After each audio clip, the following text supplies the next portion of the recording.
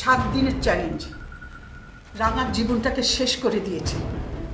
মির্জা কামাল তো একটা গুলি করে রাফিনকে হত্যা করেছে। আর রাজি, বিকনের অন্য কোনো শত্রু আছে যে কিনা এই সময়ের সুবিধা নিচ্ছে, যে কিনা এই পুরো বিষয়গুলো জানে? রাজিনী তাহলে বিকনকে গুলি করেছে। আর আর তার দায়ভার আমার কাঁধে চাপাতে চেয়েছিলেন। মা, তুমি এত ভালো কেন? এই দুনিয়াতে ভালো মানুষের কোনো মূল্য নেই। রাজিন যেমন ভুলে গেছে বিকন তার ভাই, তেমনি তুমিও ভুলে যাও রাজিন তোমার ভাইয়ের ছেলে। রাজিনের বিরুদ্ধে তোমাকে অ্যাকশন নিতে হবে, তা না হলে রাজিন আবারও ভাইয়াকে আঘাত করার চেষ্টা করবে। ভুলে যাব? আপন রক্তকে ভুলে যাব? তোমার ওই রক্ত তোমার নিজের রক্তকে রক্তাক্ত করেছে, তোমার নিজের সন্তানকে আঘাত করে হাসপাতালে রেখেছে। এরপরও তুমি তোমার ওই রক্তের কথা ভাবছো? তুমি ওই রক্তের কথা বলছো?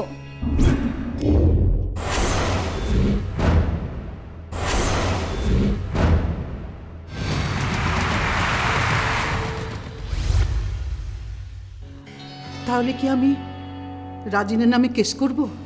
কেন করবে না? অবশ্যই করবে। এখন রাজিনের কথা চিন্তা করলে তো চলবে না, এখন তোমার নিজের সন্তানের কথা চিন্তা করতে হবে। তাছাড়া দুদিন পর ভাইয়া কি ভাববে? ভাববে যারা ভাইয়াকে আঘাত করেছে তারা তোমার নিজের ভাইয়ের সন্তান বলে তুমি তাদেরকে কিছুই বলোনি। তুই হলে কি তাই বলতিস?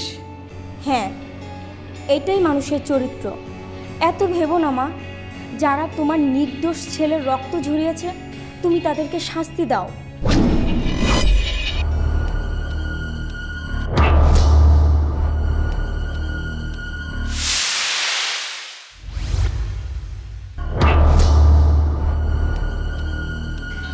থানায় ফোন দিত, দারোগাকে ফোন দিয়ে আমাকে ধরিয়ে দিবি।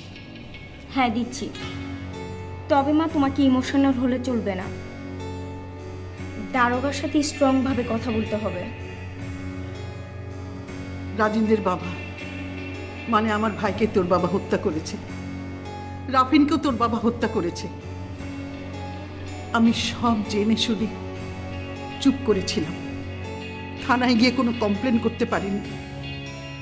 কিন্তু আজ আমার নিজের স্বার্থে, নিজের ছেলের কারণে আমি ওদের বিরুদ্ধে কমপ্লেন করব।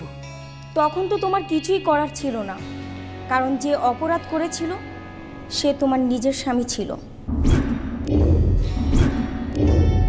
নিজের স্বামী অপরাধী ছিল, কিন্তু যারা শাস্তি পেয়েছে তারা কি আমার নিজের লোক ছিল না? আপনজন ছিল না? এইসব কথা ভাবলে চলবে না মা। তোমাকে এখন ভাইয়ার কথা চিন্তা করতে হবে, কারণ ভাইয়ার তো কোনো দোষ ছিল না। তাছাড়া তুমি তোমার নিজের সন্তানের দিকটা দেখবে না? হ্যাঁ, ওর দিকটা দেখব। ওর প্রতি অনেক অন্যায় হয়েছে। আর না, তুই যা, তোর ফোনটা নিয়ে আয়, থানায় ফোন দেবে।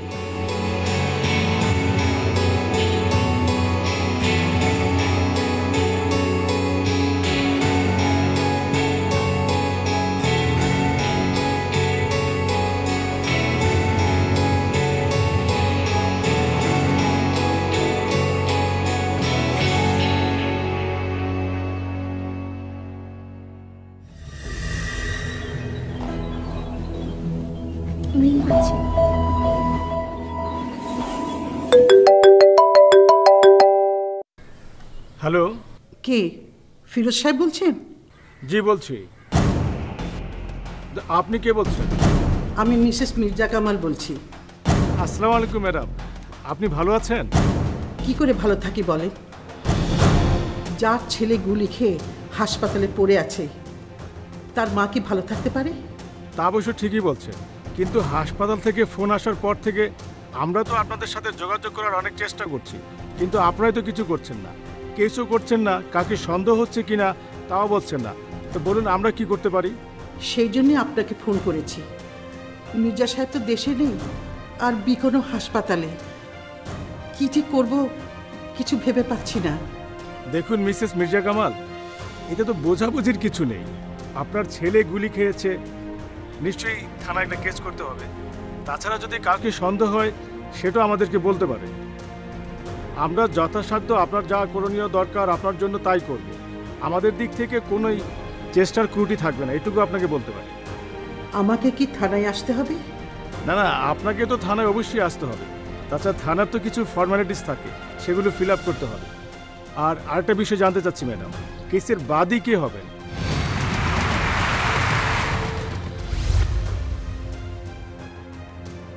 জি, আমি নিজেই বাদী হব।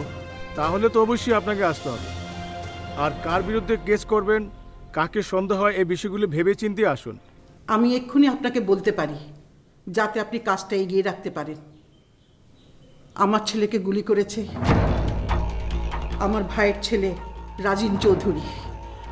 ও রাজিন, আমি যেইটুকু জানি আপনাদের মধ্যে তো পুরনো শত্রুতা। তো রাজিন কেন তাকে গুলি করলো? শিরোপা, জানতে চাই রাজিন কেন গুলি করেছে? বলে দাও রাঙার কথা।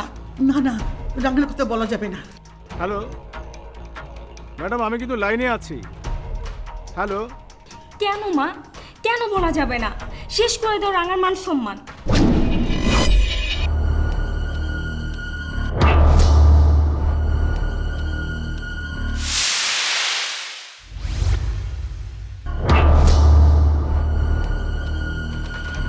না না, এখনো আশা আছে, রাজিনুকে মেনে নিতে পারে। বাহ মা বাহ, ছেলে রক্ত ঝরিয়েছে বলে তুমি রাজিনের বিরুদ্ধে কেস করতে চাও, অন্যদিকে মেয়ের জামাতাও বানাতে চাও। বিষয়টা কেমন হলো না? আসলে তুমি নিজেই বুঝতে পারছো না তুমি কি করতে চাও। তুমি দ্বিধায় ভুগছো। একদিকে ছেলে রক্ত ঝরছে, আরেকদিকে মেয়ের জামাতা বানাতে চাও। হোয়াট এ মেলো ড্রামা মা।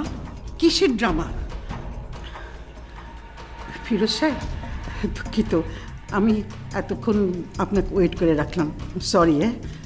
আমি থানায় আসছি। জি জি, আসুন, আমিও থানায় ঢুকছি কিছুক্ষণের মধ্যে। বিকনের প্রতিশোধ আমি নেবই, কিন্তু কিন্তু রাঙার জন্য আমার খুব কষ্ট হচ্ছে। কি যে করি আমি কিছুই বুঝতে পারছি না। এখন নিশ্চয়ই বলবে মার মন তো মানছে না, যেদিকে যাই সেদিকেই আমার কষ্ট, তাই না মা? আমি ঠিক বলছি না?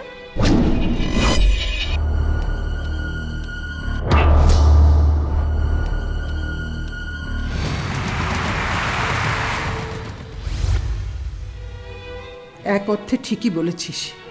ঠিক বলিনি। তুমি এখন সোজা রাজিনের বিরুদ্ধে কেস করবে, আর তুমি যদি করতে রাজি না হও তাহলে আমি নিজেই বাদী হয়ে রাজিনের বিরুদ্ধে কেস করব। তাছাড়া তুমি তো পুলিশকে বলেই দিয়েছো রাজিনের কথা। কিন্তু আমার তো বিকনের দিক থেকে রাঙার দিকটা বেশি দেখতে হবে। ওর তো মা নেই, ও তো অসহায়।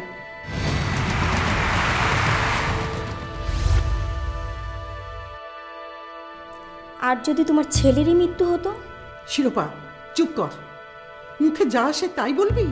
ঠিক আছে, তুমি এখন ভাইয়ার জন্য কেস করো, রাজিন রাঙার সমস্যা মিটিয়ে ফেলে তখন না হয় কেস তুলে নিবে।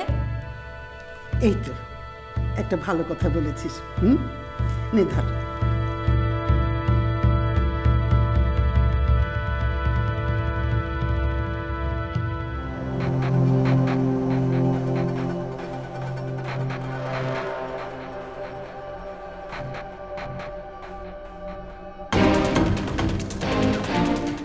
এখন তুমি কেস করবে, কিন্তু কেস তুলতে পারবে না, কারণ সেটার হিসাব নিকেশ করব আমি।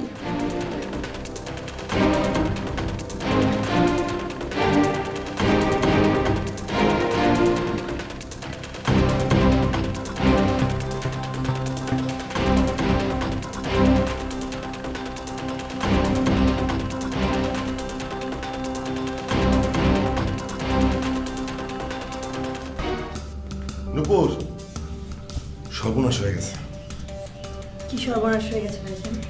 সব শেষ নূপুর, সব শেষ। তুমি কত শখ করছিলা যে আবার নতুন করে বিয়ের পিড়িতে বসবা, লাল টুকটুকে শাড়ি পরবা, কিন্তু তোমার যে বিধবা কপাল, সেই বিধবা কপালই তোমার রয়ে গেল। তোমার কপালে আসলে বিয়া নাই। ভাইজান, পরবো, শাড়িও পরবো, বউ সাজবো, বিয়েটাও হবে, আপনি একদম চিন্তা করবেন না। আরে বোকা মাইয়া, তোমার জন্যই তো কষ্ট পাইতেছি। এ বিয়া হইব না নূপুর, বিকনরা কেস করে দিছে।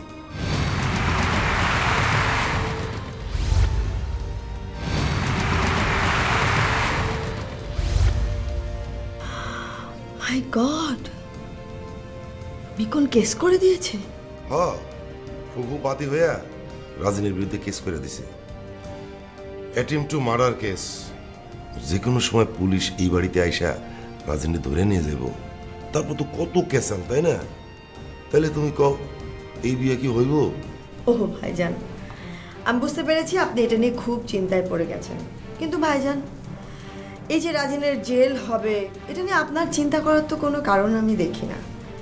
দেখবেন রাজিনের জেলও হবে না, আবার আমার সাথে রাজিনের বিয়েও হবে। আপনি এসব নিয়ে কোনো চিন্তা করবেন না। কি কি কও তুমি? কেমনে কত?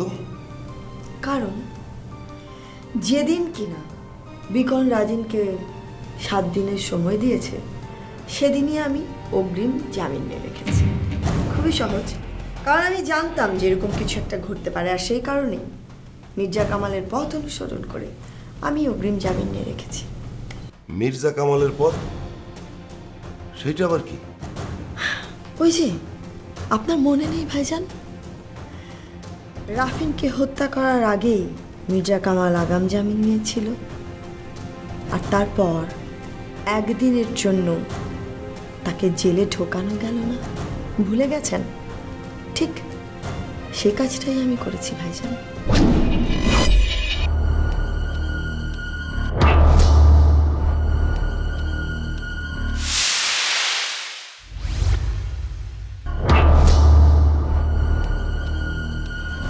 ও, তার মানে তুমি জামিন নিয়ে রাখছো, তাই তো? জি ভাইজান, আগাম জামিন নিয়ে রেখেছি। ও বাহ, ভালো ভালো, খুব ভালো কাজ করছো। তুমি তো খুব চালাক, খুব স্মার্ট মেয়ে। যাক, তাইলে তো তোমাকে বিয়া নিয়ে আর কোনো সমস্যা নেই। বিয়া তো হইব, বাদ্য ভাসবো, সবাই খুব খুশি হইব। ও ভাইজান, আপনি একদমই এসব নিয়ে টেনশন করবেন না।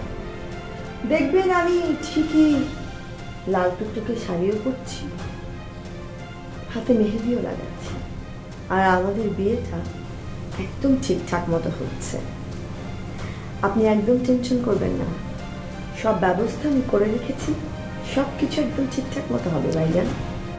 হ্যাঁ, তাই তো দেখতেছি। তোমাকে বিয়াটা তাহলে হইতেছেই।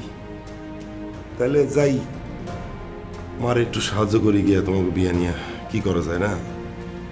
জি ভাইজান।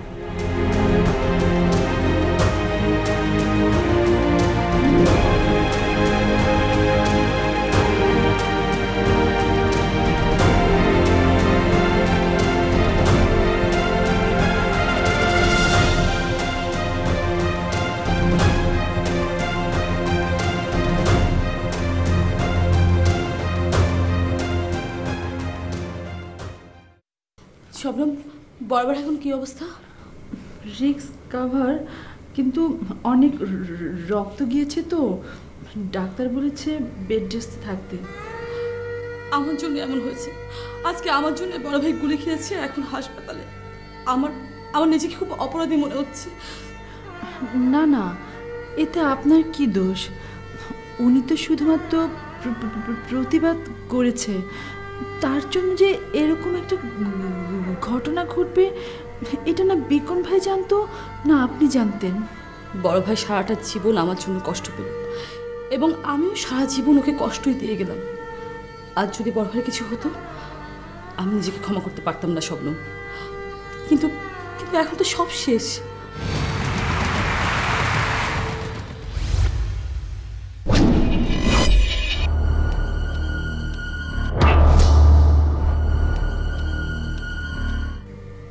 শেষ? সব শেষ মানে কি শেষ? রাজিনকে তো আমি আর পাচ্ছি না শবনম। রাজিন জিতে গেছে, আমি হেরে গেছি। I am loser. রাজিন এখন তার ভাবিকে বিয়ে করে সুখে শান্তিতে থাকবে। এখনই হতাশ হচ্ছেন কেন? বিকন ভাই হাসপাতালে। আপনি তো আর হাসপাতালে না। তুমি কি বলতে চাইছো শবনম? আমি খবর পেয়েছি বিকন ভাই হাসপাতালে থাকতে থাকতে রাজিন ভাই বিয়ে করে ফেলবে।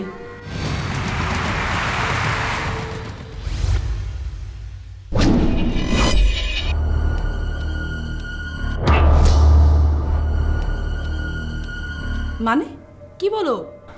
সেরকমই তো বললো, যাতে কেউ ঝামেলা করতে না পারে, তার জন্য মনে হয় ওরা এরকম সিদ্ধান্ত নিয়েছে। ও মাই গড, হাসিন ভাই যেহেতু বলেছে তাহলে তো সেটা আজও হতে পারে। হ্যাঁ, তবে আজ হবে কি না সেটা আমি জানি না। ও মাই গড, তাহলে তো এখন আমাকে কিছু করতে হবে, কারণ বড় ভাই তো হাসপাতালে। আমি যে কী করবো কিছুই বুঝে উঠতে পারছি না। সেটা তো আমিও ভাবছি। শবনম, আমার মাথায় কিছুই কাজ করছে না, আমি কি করব? তার চেয়ে আমি একটা কাজ করি, আমি ওই বাসায় গিয়ে বসে থাকি।